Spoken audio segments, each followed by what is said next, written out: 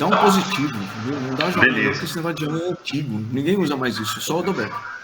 Joinha, esse negócio de joinha e tal, joinha é só. Começou, hein? Viu, Isaías? Ó, seu Bernardo, ó o preconceito. Não, eu não falei do Bernardo, eu falei de você. O Bernardo é mais novo que você. O Júnior com a brasa, Mora. Já tá gravando, hein? Já gravou? Já tá gravando, hein? Então tá bom. Boa noite a todos vocês. Boa noite. E nós vamos elevar o pensamento a Deus e Jesus e agradecer por mais uma oportunidade de nos reunirmos e agradecer também a Deus, a Jesus e aos Espíritos que inspiram os homens e as mulheres aqui na Terra e que nós temos assim esse sistema para a gente se comunicar. Até poucos anos atrás a gente nem imaginava que iríamos fazer isso, né? Então nós agradecemos e pedimos que todos os nossos irmãos que estão aqui desencarnados em necessidade e em cada casa, em cada ambiente de cada um de nós possam ser tratados desligados de nós e dos nossos familiares e conduzidos para o tratamento. Agradecemos a presença também dos instrutores e os aprendizes e os irmãos que foram nossos instrutores quando estiveram aqui entre nós. Graças a Deus e graças a Jesus.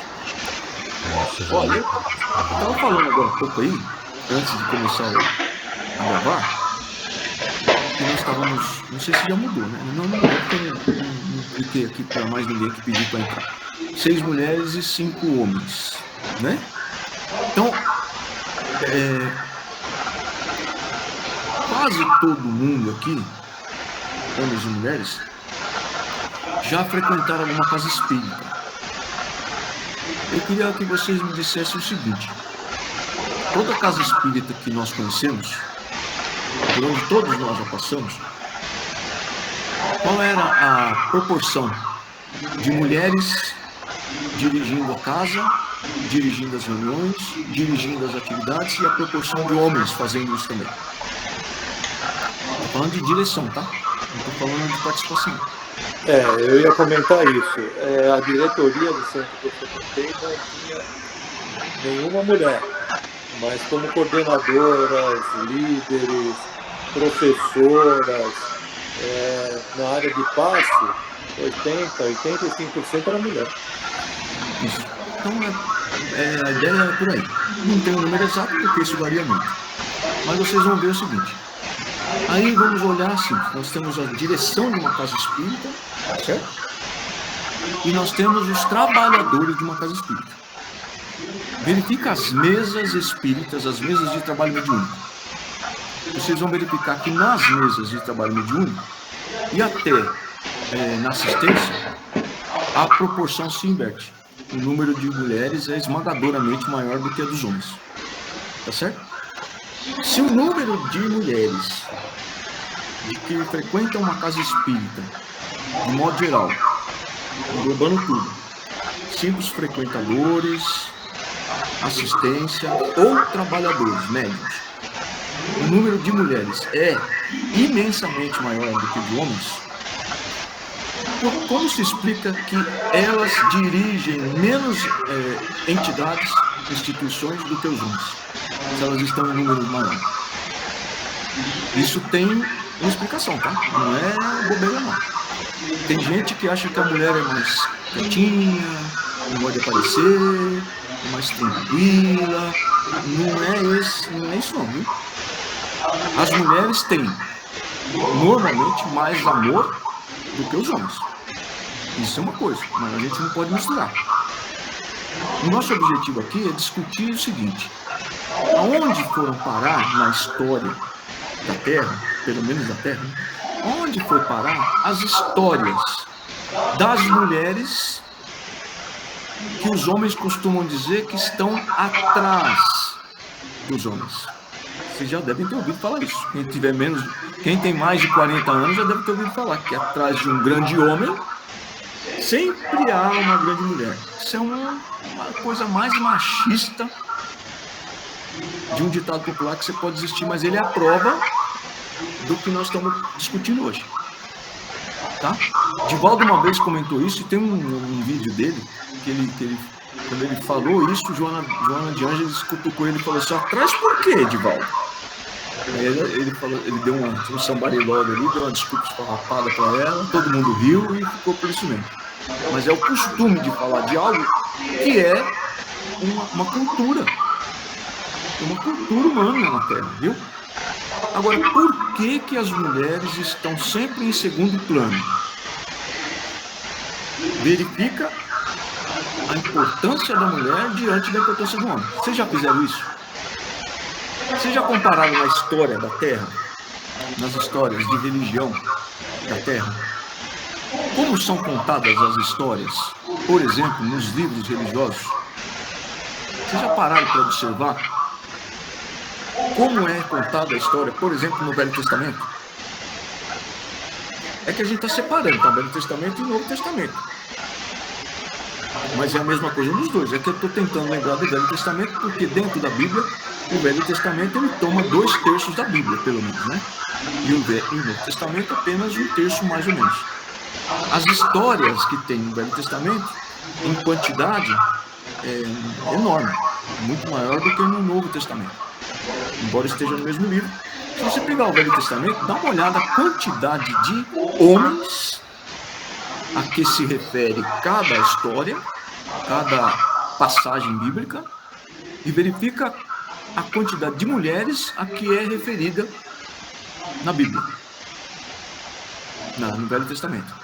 Você vai verificar que geralmente as mulheres têm sua referência no Velho Testamento de maneira pejorativa. Vocês já prestaram atenção nisso? E é desde o começo do começo, tá? Porque a Bíblia, o Velho Testamento, ele não foi escrito na época em que se relata os fatos. Ou seja, eles se referem a fatos, por exemplo, de Adão e Eva, há 4.000 anos antes de Jesus, aproximadamente. Mas essa história não foi contada há 4.000 anos antes de Cristo. Tá bom? Ela foi contada aproximadamente 1.000 anos antes de Cristo. Então já tinha ido a história de Adão e Eva, já tinha ido a história dos hebreus escravizados no Egito, Abraão também, claro, ficou para trás disso. Depois os hebreus, o povo de Israel preso, né? Escravizado na Babilônia. Passou tudo isso, e durante a saída do povo de Israel da Babilônia, começou-se a escrever a história da Bíblia. Essa Bíblia que a gente conhece hoje teve origem aproximadamente 1.000 anos antes de Jesus, antes de Cristo.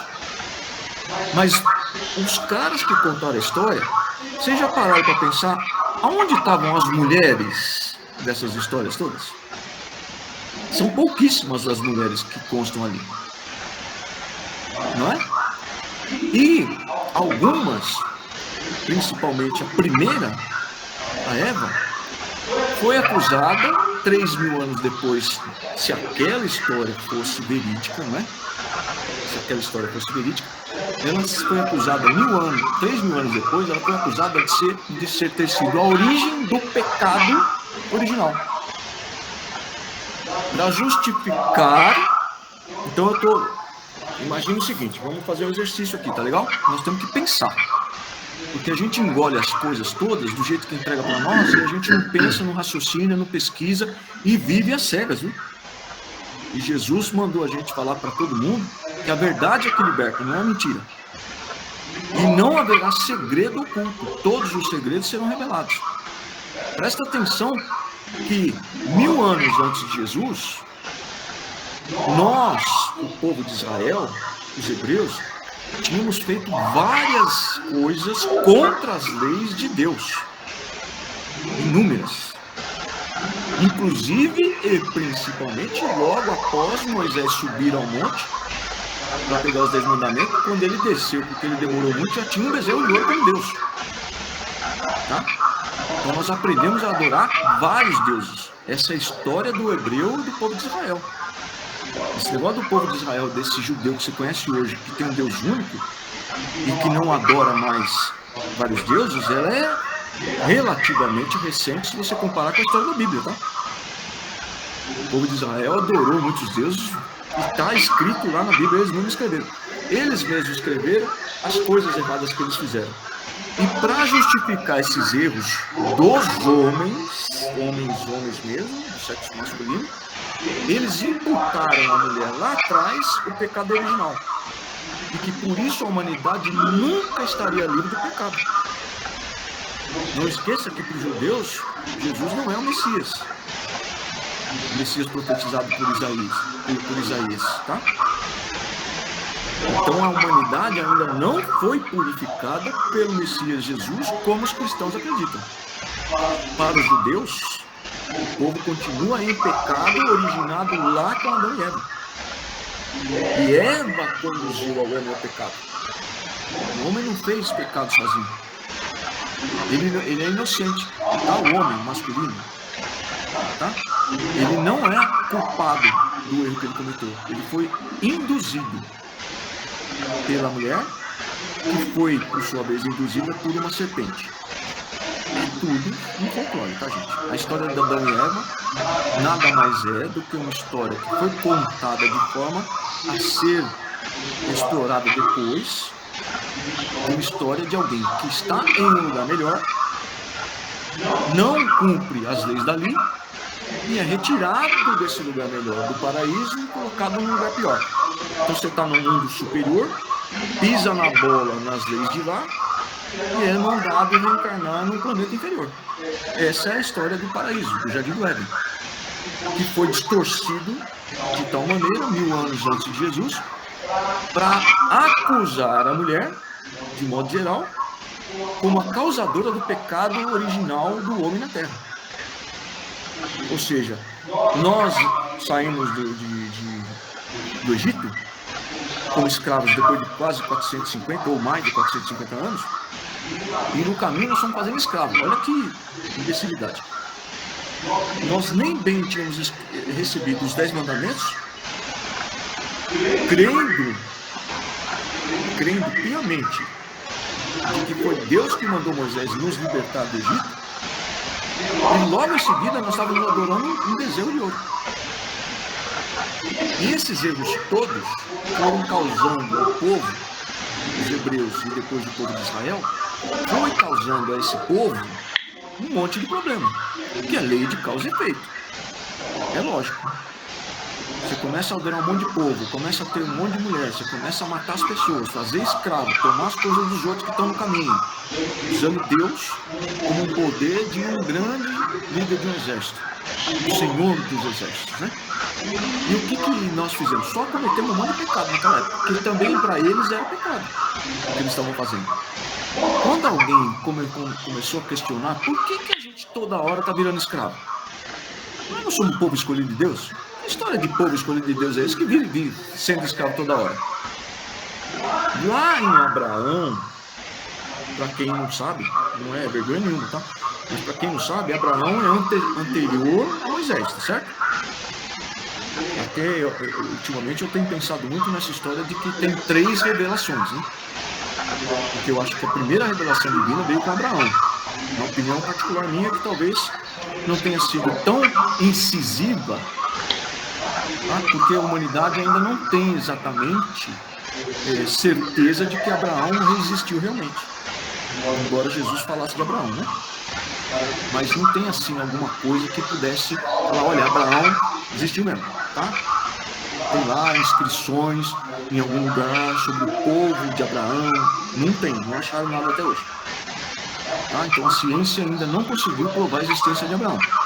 Mas já existem provas, indícios bastante fortes, de Moisés. Então lá em Abraão, foi o cara que saiu ouvindo um espírito, que é lógico, se nomeou, foi Abraão disse que falava com Deus, né? Que falou para ele sair da parentela dele e ir embora para um lugar onde ele teria a terra prometida. Esse Abraão era um cara muito sabido, era um espírito muito evoluído, tá? Muito iluminado.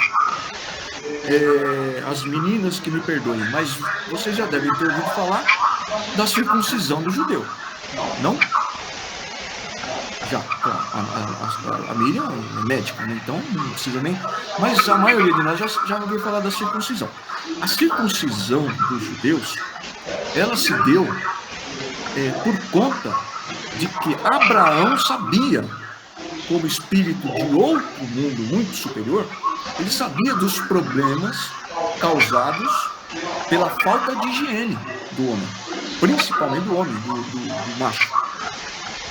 E aquilo virou uma aliança dos homens, do povo de Israel, com Deus, dos hebreus com Deus.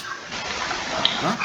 Hoje a gente tem uma estatística de que aproximadamente 2% da população masculina do Brasil tem câncer na genitália por falta de higiene.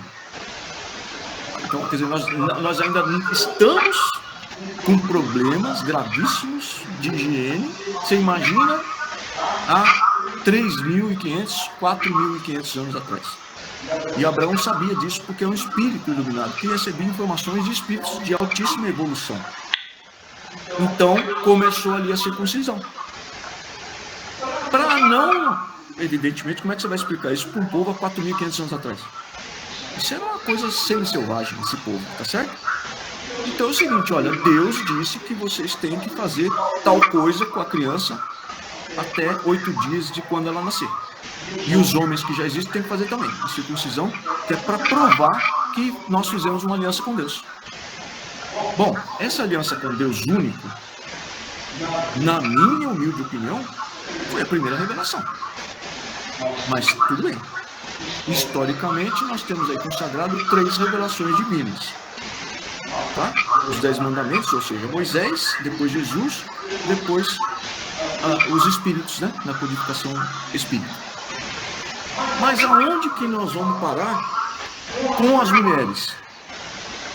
A coisa melhorou de lá daquela época para cá em grande parte do mundo da Terra. Então, por exemplo, nós temos aproximadamente, eu não sei como que, se a Miriam, o Adalberto, alguém aí tem maiores informações sobre isso, mas a quantidade de mulheres que no Brasil ainda são assassinadas diariamente, que agora tem até nome, né? Feminicídio, foi classificado no Código Penal, né? Diferente de um homicídio simples. O homicídio já é um crime hediondo, o feminicídio é como se o feminicídio fosse 2 vezes mais hediondo. Né? Agora nós estamos classificando o assassinato de mulheres como feminicídio. Mas as mulheres ainda continuam sendo sobrepujadas pela força bruta do homem, pela violência física. Então, vamos pensar, por que o homem, o sexo masculino, vem fisicamente mais forte do que a mulher? É uma pergunta. Não é retórica, não.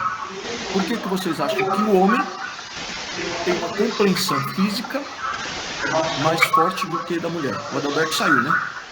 Deve ter ido jantar. Deixa eu pegar a sobremesa.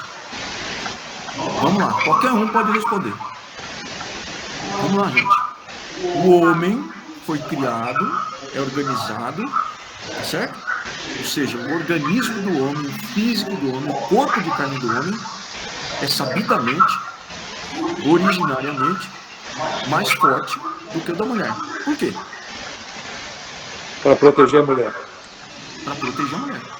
O objetivo de Deus é que quando o Espírito encarna como homem, ele veio para proteger a mulher, desde o princípio da história do mundo, para proteger as mulheres dos ataques de animais, dos ataques de outros homens, dos ataques que ela pudesse sofrer.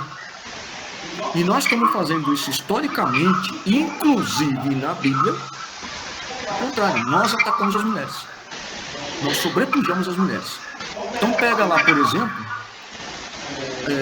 figuras impressionantemente mais inteligentes do que os homens, que descobriram coisas, por exemplo, na medicina. Eu não sei se vocês sabem, mas lá no colisor eu esqueci o nome, eu confundo, no colisor de partículas na Suíça, de Hadrons, tem uma cientista brasileira. Então nós temos aí um monte de subpartícula do átomo, que já durante a história toda da Terra, recente, que nós usamos hoje na medicina. E várias descobertas dessa, inclusive de como utilizar aquilo, foi feito por mulheres. E você vai falar quem foi. Por exemplo, quase todo mundo aqui já teve algum dia que tirar um raio-x, uma radiografia, não é? Pelo menos você foi no dentista com radiografia, não quebrou nenhum braço, nenhuma perna, mas já tirou uma radiografia, ou viu alguém tirando uma radiografia. Mulher que descobriu essas possibilidades do raio-x. Inclusive morreu disso, contaminado, né, por uma energia, porque o raio-x, hoje a gente sabe, né? Você vai tirar um raio-x no dentista, você tem que cobrir o peito, né? Com uma espécie de colete de chumbo. E o operador, o dentista, normalmente, quando ele aperta o botãozinho lá para tirar o negócio, ele vai para outra sala, se ele não ficar atrás de uma placa de chumbo. E ela se expôs. O nome dela é Mary qualquer coisa aí que eu não lembro. Mary Curie, tem um filme sobre ela muito. A gente assistiu. Um pesquisador francês, mas ela é. Então, Curie. ela foi a mulher que proporcionou a nós essa descoberta fantástica, que não foi ainda, em termos assim de quantidade de exames feitos, ainda não foi superado por nenhuma outra. Pode olhar qualquer outro exame que veja o corpo humano por dentro, ele é caríssimo, quase a gente não tem acesso. Ainda se usa o raio-x, a radiografia, conhecido como raio-x, abundantemente em tudo qualquer coisa que a gente vai fazer. Foi uma mulher que descobriu. Então, quer dizer, nós não ouvimos falar disso. Se a gente não vai atrás, não pesquisa, nós vamos ficar devendo o resto da eternidade para as mulheres. Então, vamos voltar um pouco e entender o seguinte. Primeira coisa, se não fosse a mulher, a gente não estaria aqui. Não tem vida. Nós não conseguimos gerar vida. É só a mulher que consegue. E nós, em vez de protegermos a mulher, nós agredimos a mulher. Nós escondemos a mulher. Nós ocultamos a mulher. Isso é histórico.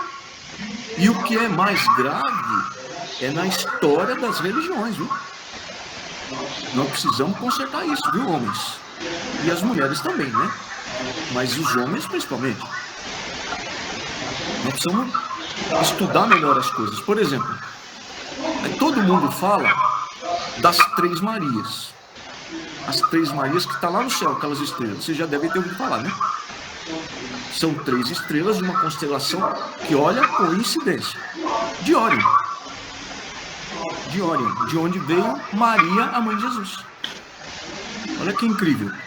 E se as 3 Marias de constelação, das estrelas, 3 Marias, a base delas são as 3 Marias que foram aos pés da cruz de Jesus.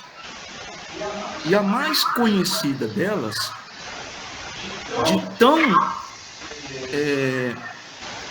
como é que eu vou falar? Não dá nem para falar. De tão iluminada que ela é, ela foi tão oculta pelos poderosos da religião que transformaram ela em prostituta. E ela não tinha nada a ver com prostituta. Tem filme também sobre Maria Madalena, que é Maria de Madala, né? As pessoas antigamente, naquela época, não tinham sobrenome, que nem Adalberto D'Alevo. Seria Adalberto da Praça da República. Você nasceu onde mesmo, Adalberto? Ali, né? Na Praça da República. Na Praça da República. Morou de frente para o colégio, não sei das quantas, que agora é a Secretaria da Cultura. Como é que é o mesmo nome do colégio? Caetano de Campos. Então vamos parar por aí, porque tem outras histórias da família dele que não são tão legais, tá? Mas ele morou durante... Que memória, hein? É? Que memória que você tem. Eu lembro também de quem foi o dono daquela boate lá. Tá bom. É que quem é mais velho e conhece o centro de São Paulo, acima de 60, 70 anos, já deve ter ouvido falar de uma casa noturna de dança. Não era uma boate como a gente conhece hoje, não, tá? Inclusive um tio meu conheceu a minha tia, irmã da minha mãe, dançando nesse lugar. Chamava Som de Cristal. Vocês já ouviram falar? Era do seu pai ou do seu avô? Era do meu avô e depois ficou com meu pai. Na Rego Freitas. Olha que Da coisa. Igreja da Consolação. Então, na época de Maria Madalena, na época de Jesus, as pessoas não tinham um sobrenome como a gente tem hoje. Então era Hélio, eu nasci na Lapa, Hélio da Lapa, ou o nome da cidade, no meio do bairro, tá? Tá bom? Hélio Paulista, Hélio Paulistano. E a Maria era Maria de Madala, por causa da cidade onde ela nasceu. E a família dela era de grau importante lá. Ela não tinha nada a ver com prostituta, não. Ela era filha, né? Era de uma família de pescadores, que na época tinha muito pescador, haja vista Pedro e aquele pessoal todo, dos apóstolos. E de repente ela ouviu falar de Jesus, ela ficou doida para conhecer Jesus. Maria Madalena, que foi aos pés da cruz e foi chamada de prostituta, ela foi chamada de prostituta, ganhou essa alcunha, essa difamação, depois do papado, há séculos atrás. Ela nunca foi conhecida como prostituta na antiguidade. Foi um papa que decretou que Maria Madalena era uma prostituta. Por que fez isso? Porque Maria Madalena era muito importante. Ela provavelmente, há indícios fortes de que ela era muitíssimo inteligente. Eu já devo ter mandado para vocês, se não mandei, depois eu mando, o Evangelho de Maria Madalena. Foi oculto pela igreja e transformaram a mulher em prostituta porque ela seria, observando tudo, e observando inclusive quando vocês assistem um filme de Jesus, que ela foi o apóstolo mais importante de Jesus. O mais inteligente, o mais próximo, e que inclusive essa proximidade, essa inteligência, despertou ciúme de Pedro.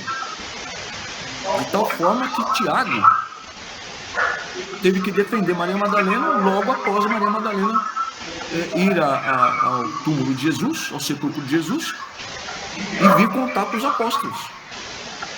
Porque naquela época, mais do que hoje, um homem não se referia a uma mulher. Deixa eu contar para vocês uma passagem do seguinte. Vocês lembram quando Jesus foi a um poço, que é conhecido como Poço de Jacó, e lá tem uma passagem de que ele conheceu, que ele conversou com uma mulher? Uma samaritana. A samaritana. O interessante é que Jesus havia proibido os apóstolos de ir a Samaria. Não sei se vocês perceberam isso. Porque eles seriam maltratados. E acontece que os homens estranhos à família das mulheres não falavam, não dirigiam palavra para as mulheres. Era proibido. Não os homens falar com as mulheres. Falar com uma mulher desconhecida era uma desonra para aquele homem. E as mulheres não podiam conversar com homens fora da família. Elas não saíam de casa sem, no mínimo, ter o irmão mais velho acompanhando. Só que durante o dia, em Samaria, era comum as mulheres irem até esse poço em um grupo de mulheres e voltarem, porque nesse horário elas não seriam, digamos assim, interrompidas por nenhum homem, porque todos sabiam da lei. Então, como os homens apóstolos não poderiam ir a Samaria, o que Jesus fez? Encontrou com a mulher no poço e contou para ela que ele era o Messias.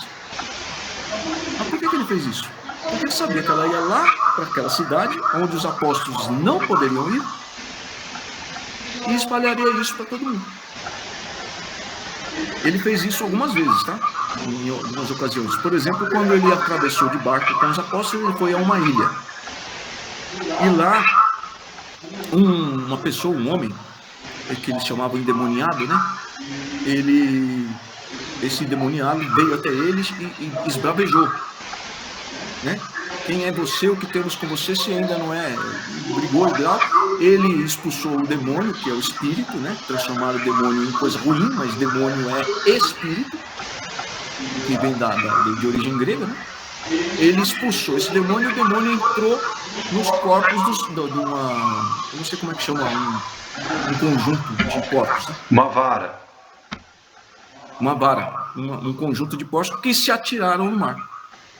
Depois que o espírito foi retirado daquele homem, esse homem queria acompanhar Jesus voltando para lá. Jesus falou, não, você tem que ficar aqui e conte para todo mundo o que aconteceu.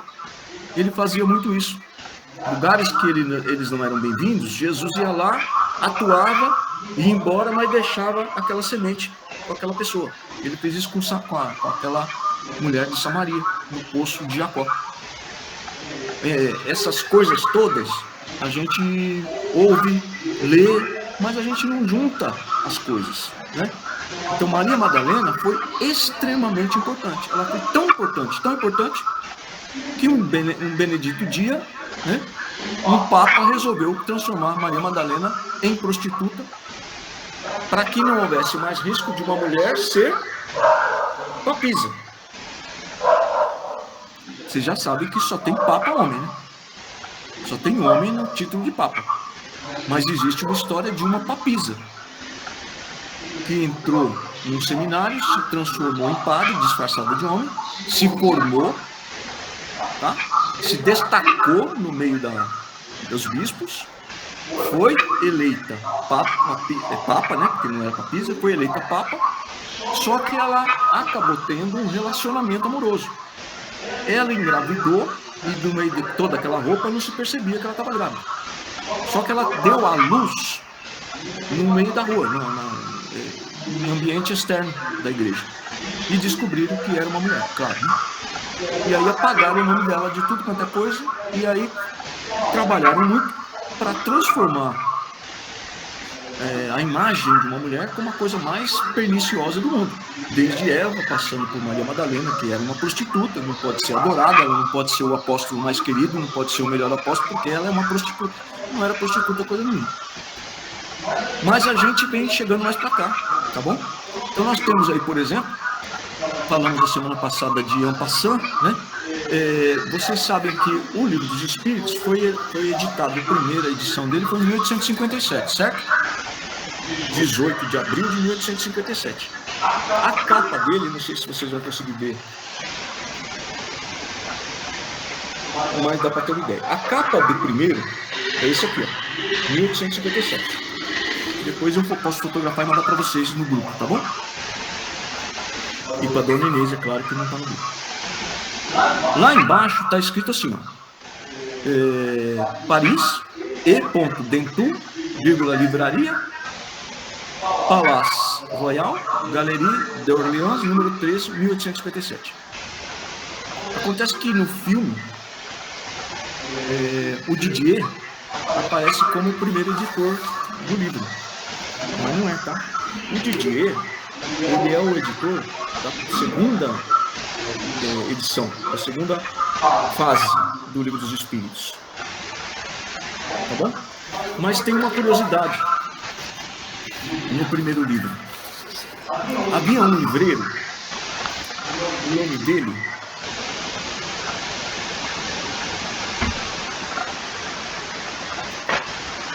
Eduardo Dentu, que está na capa da primeira edição. Ele era amigo do Kardec desde 1828. E é ele que estava organizando, quando Kardec entregava a organização que ele fez, ele entregava para esse cara reorganizava, corrigia, fazia a gramática e tudo mais, e mandava para uma tipografia, tá? E não era nessa editora. Na verdade, esse camarada tinha uma livraria. Ele mandava para uma editora, não é editora na época, desculpa, uma tipografia. E a tipografia ia recebendo as coisas e organizando os tipos, porque é absolutamente diferente do que é hoje, né? Para você escrever, transformar o manuscrito em letra impressa, né? De impressão, de imprensa, perdão. E aí, o que aconteceu? Esse camarada que estava lá na tipografia, durante o processo, ele morreu. Ele desencarnou. E a tipografia ficou na mão dos filhos, que não estavam se incomodando nem um pouco com o livro de Kardec. Olha que interessante. Tá? E Kardec foi falando com o Eduardo, não sei, Dentu, e ele foi explicando. Olha, eu estou mandando, mas o cara desencarnou. Isso está atrasando. Kardec diz por aí, né? Que Kardec foi inspirado, né? Foi orientado pelos espíritos e foi conversar com a viúva do cara da tipografia. Olha que interessante. A viúva do camarada lá da tipografia pegou o original mandado pelo Kardec, o manuscrito, e botou um recado em cima para os filhos. Très, em francês, que eu não sei falar, urgent. Escreveu urgentíssimo. E aí a primeira edição saiu em 18 de abril de 1857. Se não fosse essa mulher, provavelmente o Livro dos Espíritos demoraria muito tempo a sair, se fosse depender só dos dois rapazes. Porque isso teria que ser retirado de lá e teria que ir para uma outra tipografia para começar tudo de novo. E aí é que interessante, vocês entenderam como essa viúva foi importante? Não sei se vocês concordam comigo, ela foi importantíssima, tá certo? E qual é o nome dela? O barulho de grilo é aí e aqui, tá? Ninguém sabe o nome dela até hoje. Ninguém se preocupou em descobrir o nome dessa senhora, dessa viúva. E se não fosse ela, tinha dado um pau danado para sair a primeira edição do livro. Então está aí uma das explicações por que a segunda edição foi feita em outro lugar. Porque aquele camarada da tipografia original, da primeira edição, deu problema e os filhos não estavam interessados nesse tipo de coisa. Eles só fizeram a primeira edição do Livro dos Espíritos porque a mãe deles, a viúva, mandou fazer com urgência. Senão eles não teriam feito. Só que a gente não sabe o nome dela. Certo? Outra coisa. Nós estamos com o tempo corrido, né? Kardec, o Adalberto, o Bernardo, quem tiver informação alguma, me corrige aí. O Kardec teve contato com os espíritos em 1854. Tá certo? Foi a primeira vez que ele teve contato com as mesas girantes. 3 anos depois ele editou o livro, mas ele teve contato antes com as mesas girantes e começou a conhecer aquilo ali. E depois, é lógico, participou de reuniões sérias e tudo mais, como vocês já viram lá no livro. Ele desencarnou em 1869, certo? Tudo bem aí, Adalberto? Então vamos fazer as contas. De 1854 a 1869, quantos anos de vida Kardec dedicou ao Espiritismo? Hã?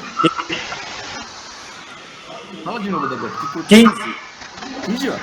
Faz as contas aí, Adalberto. Quando Kardec conheceu as mesas girantes, ele já era casado com a famosa Gabi, Amélie Gabrielle Baudet, certo? Já era casado. Então ela também começou a ter contato com essa história em 1854, tá certo? Quando Kardec desencarnou, quem que cuidou de todas as situações do Espiritismo? Da codificação, da revista, de tudo. A esposa dele. Amélie, a Gabi. E ela morreu, desencarnou em 1883.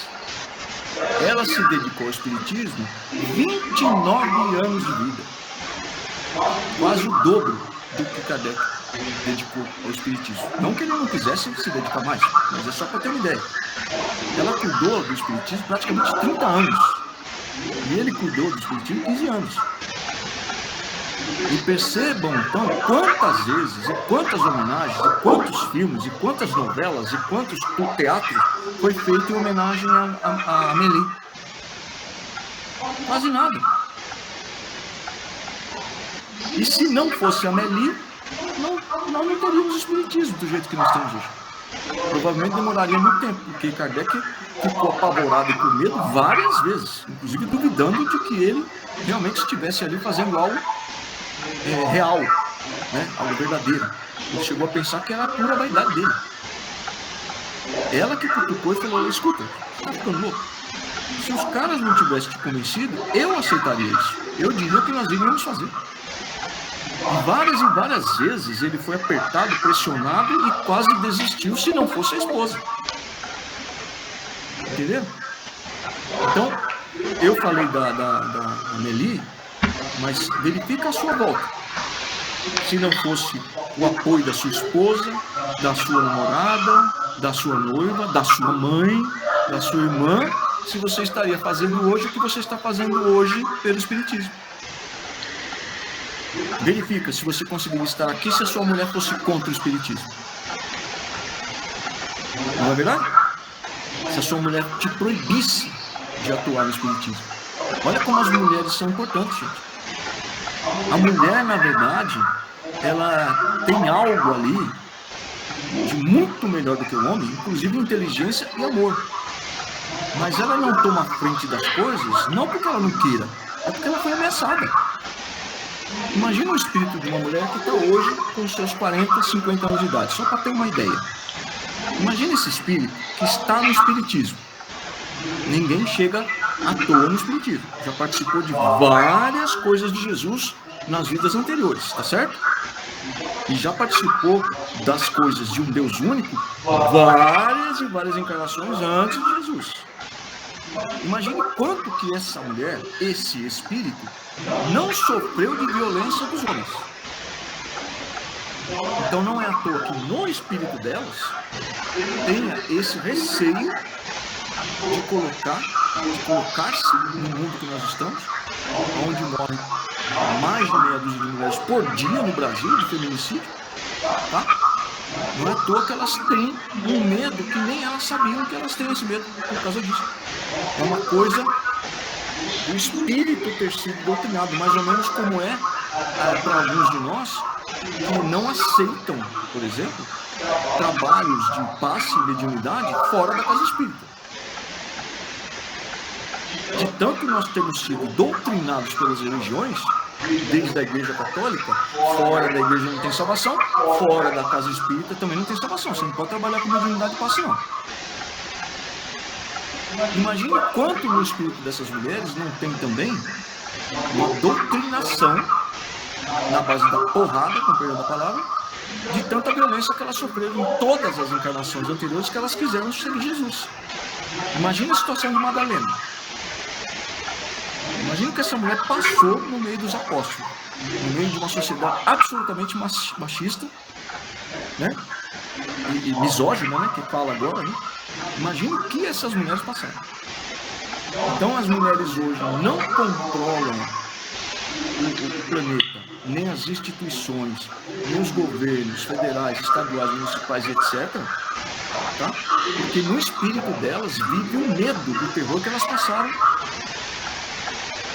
pela atuação daqueles que estavam para protegê-las. Olha que coisa imbecil.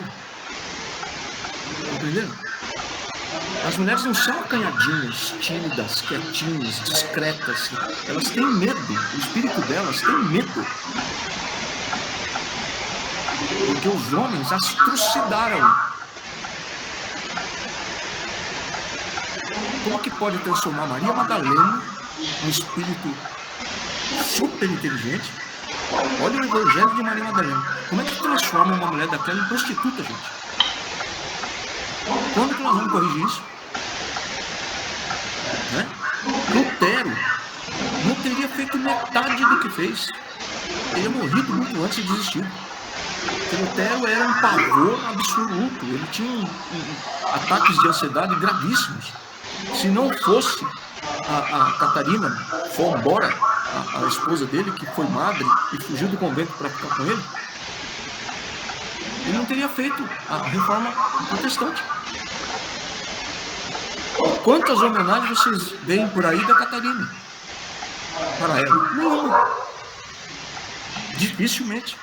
Tem até um filme, talvez, aí, mas a gente nem consegue localizar. A gente precisa corrigir isso, viu? Presta atenção, porque nós estamos vivendo de uma forma aí que não é muito boa, não. A mulher continua sobrepujada pelo homem.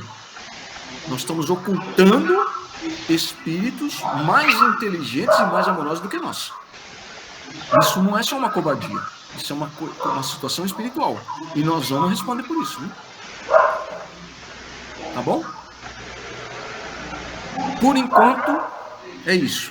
Teria muito mais coisa para falar, mas nós temos 5 minutos aqui. Eu queria que vocês abrissem para fazer algum comentário, por favor. Quem quiser falar alguma coisa, por favor, colabore. Tá tudo em ordem? Tudo bem, gente? Tudo em ordem. Só lembrando de Joana d'Arc, né? Joana d'Arc foi uma heroína que foi queimada. Poucas pessoas falam da Joana d'Arc. Muito bom.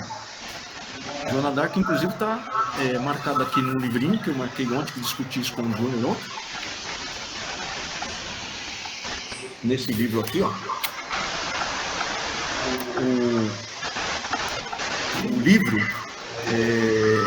História de Joana d'Arc foi escrita por uma médium que participou da codificação antes dela conhecer Kardec. Ela tinha 14 anos quando ela escreveu, ela recebeu foi ditado a ela a história de Joana d'Arc pela própria Joana d'Arc. E só para fechar, vocês todos devem ter ouvido falar do Alto de Pé de Barcelona, né? Alto de Pé de Barcelona, quando foi queimado 300 livros acreditados a Kardec.